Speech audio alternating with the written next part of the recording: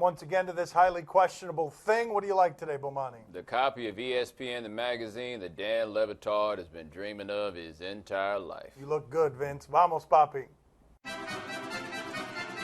Should Andrew Luck have gotten a bigger deal? This is a record deal, okay? It's about $140 million, more than half of it guaranteed. He's going to have about $50 million of it by the end of March. In football terms, this feels kind of sort of fair, even though he's making more than Gronk and Tom Brady, and even though it's more money than anyone's ever seen in the sport. But in other terms, other sports, Giancarlo Stanton, $300 million. Tyler Johnson's about to get $10 million a year in basketball. Kent Bazemore about to get $20 million a year in basketball. This guy's risking his spleen. He gets hit a lot more. Yes, he should make more. All football players should.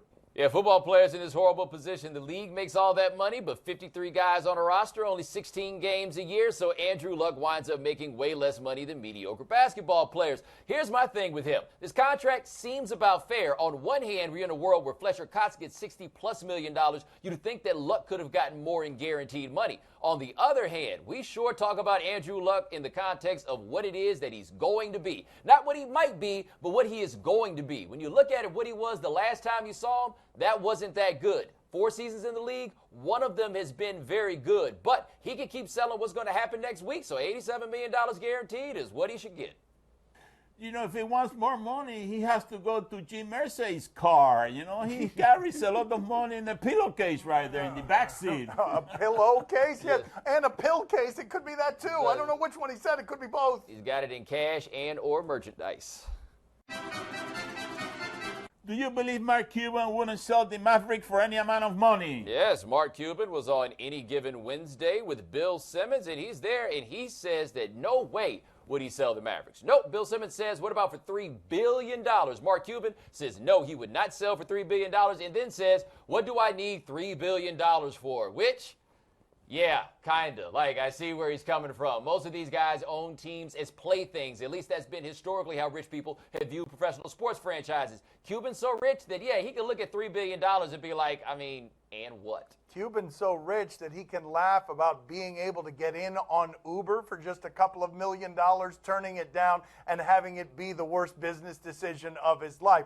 This is his fun. This is, as Bomani said, his toy. There is nothing in Mark Cuban's life that gives him the daily joy that this thing gives him. There is no price you can put on that when you're already making billions elsewhere. Are we allowed to talk about Bill Simmons?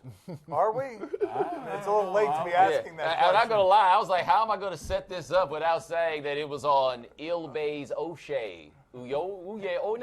One of the weirdest tricks he can pull right there. Is the idea of the Knicks giving Joakim Noah $18 million per year as crazy as it seems? Well, in the context of what we're just talking about a second ago, you might want to get used to crazy. Keep in mind, I just told you, Adrian Wojnarowski of Yahoo Sports says that Tyler Johnson is going to get at least $10 million a year. That's crazy, the dude right? Plays for the Heat? That is insane. Tyler Johnson, the guy who plays for the Heat, Bumpy Johnson. Did you know who he was? $10 million a year. Get used to the crazy, because this is laughable unless you put it against crazy. That's what's about to happen here. Why is it going to happen? Because there is a salary cap, but there's also a floor, and teams have to get up over that floor. We talked about that lockout and how the players got beat in collective bargaining. You might be able to make that argument of somebody like LeBron James, but for the middle-class NBA player, it appears this collective bargaining agreement is the best thing that ever happened to them. By the way, Joakim Noah, a big, shot 38% last year at the rim, and even in his greatest year, when he's top 5 in the MVP voting, he was 12 and 11. His best year on the counting stats. 12 points, 11 rebounds a game. The Knicks, they are going to sign Noah? Yeah. Has anyone told Phil Jackson? Right. Somebody might want to call him in Bermuda. Yeah, Phil, somebody needs to call Phil. He might veto this if he knows it's happening. We're not sure he knows it's happening. How do you think LeBron feels hearing Kevin Love reveal hugging him was premeditated? Yeah, Kevin Love was on Stephen Colbert's show. How many names down the list on the Cavs did you get before you decided to go to Kevin Love? Anyway, he was on, and I mean, good for him. Look what happened. I didn't want to be the one guy that after, we saw the ball go up, there's 3 seconds left up 4, that we knew it was all over. I didn't want to be the guy that was searching for someone to hug. So I tried to find the person that everyone was most likely to hug, and it happened to be Bron. And All the cameras were there. He dropped to his knees. It was a special moment. I mean, it's something that I'll always remember among many things in that game. But that was a warm, cuddly embrace at the end there. Wait a minute, Kevin. You didn't want to be caught without somebody to hug, so you tried to find the guy that would have the longest line of people waiting to hug him. How much sense does that make? Let's look at this. This is Kevin Love after they won the championship. I mean, he did find him quick. He found him quicker than anybody. To be fair, he was there, right? Yes. He also happened to be the person who was closest. But I have to say, it almost reminds me of all those Shaq-Kobe hugs right after championships. You think that was because of warmth and embrace, or because it's probably a good idea for me to go hug that guy? Can I see this again, please? I just want to see Mozgov's face again at the end of this. I want you to watch Mozgov here and tell me you would have been surprised if somewhere around here he just started eating a wolverine or some sort of wild animal. Watch him. Like if right now he just consumed something accidentally, would you have been surprised by that? That's the first time I've seen any footage of Mozgov from the 2016 NBA playoffs. Yeah, me too. Are we still talking about the Cavs winning the title? That happened about 3 weeks ago, you know? I mean, we talk about something else, you know? We should make Boppy wear J.R. Smith's shirt. We should make him do that right here, right now. Should marketeers embrace Vince WILFORK'S body? Marketers, WILFORK'S body. Let's keep it moving here. We want to body shame Vince WILFORK, who will not allow us to body shame him. Look. He won't allow us. He's Eminem in 8 Mile. You want to make fun of my body? I'm going to show you all my body. It does make an interesting point, though, that he's really just got a big stomach. Yeah, like, outside of that, that's true. He's just a big dude, just with the largest stomach in the world. Look at those arms, right? Those arms are pretty strong. If you look at those arms, it's the pregnancy that's the problem. No, but when you say should marketers embrace his body, probably. Look, man, whenever ESPN, the magazine, puts out the Get Naked issue and they got somebody like Prince Fielder in it naked, all the big dudes are so excited because they always want to do that. Here's my question, ESPN, the magazine. Where is your skinny man on the cover of the Get Naked issue, right? You'll never want to reinforce the skinny man, not the slim man, the skinny man. Put John Henson on the cover of that or something like that. Who else we got? What other hero? Kevin Durant. Sean Bradley. Kevin Durant doesn't want to be the skinny man. Make him do it. Be the hero. Be our Vince WILFORK, Slim Reaper. You know, there was one ESPN person that was left out of that magazine. You know who that person was? Right here. Oh, right no, here. no, That's that person, you know? no. He got it right here. I can go. There's my body. There's my body. That's right. There you have it. That you have it. Why does the you got table some keep competition shaking? now. Why does the table keep shaking? Coming up next on my son's TV show, we talk to Bones Jones. I have a scar right in the middle of my forehead if you look closely here. And I got that from Arthur hitting me in the face with a Coca-Cola can. Scarred me for life. I've had this Wait a minute. ever since. You mean like he threw a a full can? Arthur took a full can of Coca-Cola and he hit me in the face with it. My son's TV show is presented by Modelo Especial, brew with a fighting spirit since 1925.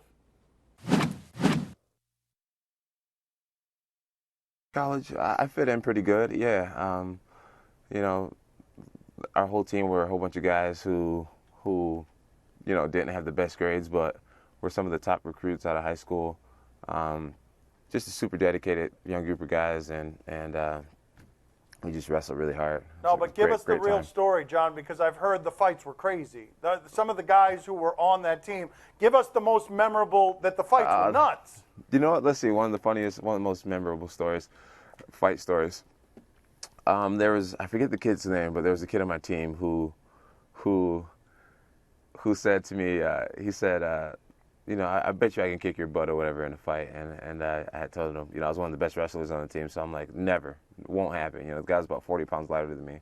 And I remember one day after practice, he brought boxing gloves to the wrestling room, and we put on these gloves, and the dude knocked me on my butt, and I was so embarrassed that I decided that I just wouldn't like this kid at all. And so we became overnight enemies, something that started as a friendly joke. And one night we ended up settling our little beef outside of one of the wrestlers' houses that he was renting in. And we had half the team bet money on it, and we fought in the backyard in the wintertime. in this snowbank, and I ended up taking the guy down and ground and pounding him in a bank of snow, and my beef with him was over. It was great. Got to revenge the loss. You seem to have a really unusual amount of dislike for Daniel Cormier. Is there anyone that you've ever fought that you dislike more than this guy that you're fighting next? No, I would say that I dislike Daniel Cormier more than I've disliked anyone else. You know, his hatred for me is just so strong that it really forces me to engage and just want to beat him so bad. You can't let a guy who hates you so much ultimately prevail against you. So, yeah, I would say this is the strongest beef I've ever had with anybody, this Daniel Cormier one, just because the hatred he feels for me is just so real. He's just so passionate. And I just want to sit him on his and sit him down, set him off crying somewhere like I did last time. But it sounds like you wouldn't have beef with him if he didn't have beef with you. Yeah, exactly. I would not have a problem with him if he didn't have such a problem with me. But like I said, the guy hates my guts. He's hated me since the day he laid eyes on me. I mean, when I first met him, I walked up to him and I was being super sarcastic and I thought I was being more funny by just saying, hey, you know, I heard you're Kane's wrestling coach, and I bet you I could take you down in a wrestling match anytime. And that was my way of trying to, you know, extend my hand and start a new friendship and a little inside joke with someone. And it didn't go that way at all. You know, he just kind of, you know, how dare you? Like, you don't even know who I am. And, you know I wrestled on the Olympics, right? And I walked away thinking, oop, that didn't go over too well. And next thing you know, I'm getting harassed on the internet by all these former wrestlers that he had contacted. And like, the beef was just real from day one. So I was just like, okay, this guy, he's had it out for me before he even knew me. And he was looking for a way to find a beef with me. And now the beef is here. Give me a number of minutes that the longest fight between the brothers in your household lasted. The number of minutes or hours, the longest, most memorable fight between the brothers. The longest, most memorable fights between us brothers. I would say one of our fights it had to have lasted for about a half an hour. My mom and dad weren't home. It was me and Chandler on top of Arthur. And we had him pinned between the bed and a wall. Excuse me. And I remember, I think Chandler had his legs tied up and, was holding him down by his legs. And I had his upper body. And we just beat him to the point where he was so exhausted that he just couldn't get up, you know. And we realized, okay, eventually we're going to have to get off of him and he's going to get us. So I remember telling Chandler, all right, you go, you run, you open the front door. And when I let him up, I'm going to head towards the door, and, we'll just have to wait outside until mom and dad gets home from work. And so Chandler opens the door, and sure enough, we both make it outside. And he just couldn't catch us for the rest of the day. So that's a fight that we'll always hold over his head. And we'll just let him know, you can beat us individually.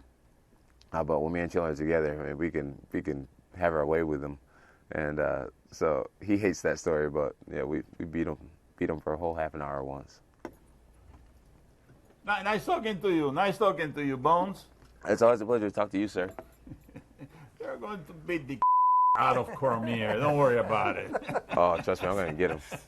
I'm not even worried about Cormier. Go ahead, Poppy. Go ahead. He's a paper champ. Don't worry about it. I like Cormier. Yeah. Go ahead, Poppy. Go ahead. Bones, what was the worst beating you ever took from your brothers? Oh, yeah, beating you. The worst beating from I've one ever of them. taken from my brothers. Yeah. You know what? I would say the worst beating I've taken from my brothers is from my older brother, Arthur, who plays for the Colts today. I have a scar right in the middle of my forehead, if you look closely here. And I got that from Arthur hitting me in the face with a Coca-Cola can. Scarred me for life. I've had this Wait a ever minute. since. You mean like he threw a full full can? Arthur took a full can of Coca-Cola and he hit me in the face with it when I was a kid. Wow. And I never lost this scar in the middle of my forehead. What Yeah, did you so I do, would have John? to say he got the last laugh on that one. John, what did you do? John, what did you do? Honestly, I don't remember at all. I must have been that young. My mom told us the story, and Yeah, ever since. You ruined my beauty. Oh, you mean what did he do before? I thought you mean what he did after. He probably did. Oh, yeah. I was probably balled up in a corner somewhere. He just told mom. See you later. Who does that, right? That's pretty intense. Crazy household, man. Yeah. Thank you, John. Thank you. Gracias. Thank you, Gracias. guys. Bones, yeah. Be good. Highly questionable is broadcast from the Clevelander Hotel on beautiful South Beach, Miami. You've been rolling solo. Time to get down with the team. The grass is greener on that other side, if you know what I mean. I show you you never seen, the 7 wonders of the world, and I can make you the 8th if you want to be my gal. When I say my girl, I don't mean my woman. That ain't my style. I need a real street stalker to walk a green mile. We're piling up the paper on the dining room table because you're able to realize I'm the truth and not the fable. Fable. Fable. Son's TV show is presented by Modelo Especial, brewed with a fighting spirit since 1925. Do you question whether Wilson Contreras coaches should have been laughing? All right, Contreras is the Cubs' catcher of the future, which means watch out for your future. It might come a little shorter than you expect. Anyway, he is a catcher. He has just been called up. What do we have here? It's 9-2. They're beating him down way at the end. Oh, wait. Ouch. Ouch. Wait a minute, what's so funny here? Oh, they think that's funny? Yeah, I think they're laughing. That is the rare groin shot. Wow. Yeah, this will cause some laughter. I'm going to stretch a long way from. Look, the shortstop's muffling his laughter in his glove, too. See, this baseball, man, Right. they always go on so far to humble Yes. somebody that even a moment like this. Yes. Oh, come on, man. I mean, Contreras is making a show of this, though. Good God, man. Both. If he had 3 hands, he'd be grabbing it with 3 In hands. terms of where it got him. Wow. Oh, in the ovation. Oh, my. Ouch. Oh. You know who wouldn't have been hurt by that? This guy. What guy? Oh, yeah, Oh. of course. He wouldn't have been. No, the baseball would have been hurt. The baseball would have been shaking and stretching near the shortstop if this guy got near it. Why have we resurrected this guy? All of a sudden, this guy hasn't been around our show for 2 years. Now we've been inviting him around. It's weird. I had forgotten about it completely. Do you question this hammer throw Josh's alertness? I love this question. This is going to end up with a judge coming close to being hit by something during the hammer throw, correct? The hammer, I suspect? Let's see. What do we got? I didn't know there was a judge, by the way. Oh, there it is. Yeah. Look at what happened to Bomani. Bomani, tell me you got That's that so on the bad. Tell me. That's so bad. Tell me. Oh, it's worse than I thought. I thought it just got him in the bread basket. I didn't realize it got him in the butter. Our show is going to escalate to a certain nirvana where at one point somebody gets hit there by a wrecking ball. Jeez. Who's produced the new question today, by the way? What sociopath is in charge? You know who wouldn't have been hurt by that? This guy. There we go. In fact, It's true. He wouldn't have been hurt by that either. Oh, my God. Time to play the game that also becomes a free agent at midnight. Am I right? Am I right? See? Oh, no. See? Oh, no. You tell us what to watch on television tonight. We tell you if we're intrigued how or do you not. know I didn't want some dap? On Comcast Bay Area, Giants at A's. Are you interested in watching Bumgarner hit? I got a good stat for you. Last 180 at-bats. Bryce Harper has 7 home runs. Mike Trout has 10 home runs. Madison Bumgarner has 11 home runs in his last 180 at-bats. Bomani, are you intrigued? I am intrigued, though I have to say, if hitting 170 means that Bumgarner gets to be a designated hitter, does that mean with his average that Giancarlo Stanton can become a pitcher? Poppy, are you intrigued? Oh, see, I'm very intrigued. This is the opportunity that the A's have been looking for. You know, they're going to hit him a couple of times. You know, he gets to home plate, so that's the way to get him out of the game, you know? That's it, the strategy-wise, you know, that's what they should do. Hit him a couple of times, right in the shoulder, in the back, in the hip, you know? Wow. That's it. That's get him out. He will throw at every batter in your lineup and then start throwing into the dugout if you try that with him. On ESPN, Wimbledon. No, thank you, but we're going to check in with a linesman. What's happening here? I've just been told something happened to a linesman. Is he going to get hit in the package?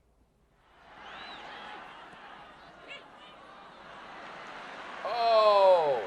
Well, yeah, they're not going to do that. This is a classy place, and Bomani will teach you about this. I learned this lesson the hard way. Bomani, are you intrigued? Not intrigued. By the way, shout out to all those folks at Wimbledon for upholding the code. You know why nobody gave him any pound back? That's left-hand dap. You can't respect left-hand dap. I learned that the hard way. I did that to Bomani one time, and he wouldn't. Whatever. Poppy, are you intrigued? Oh, see, I'm very intrigued. But listen, who is that one in front, you know? Larry Bird? Oh, where's That's where? right. Oh, that's that's not nice, man. Wow. That's not nice. I mean, it doesn't look like Larry Bird, but it looks like somebody that could be kin to Larry Bird. She's not tall enough to be Larry Bird. Man, that looked more like Rolly Massimino. That's all the time we have for today. Thank you for watching. We'll talk to you tomorrow. Thanks for watching. Gracias. See you mañana.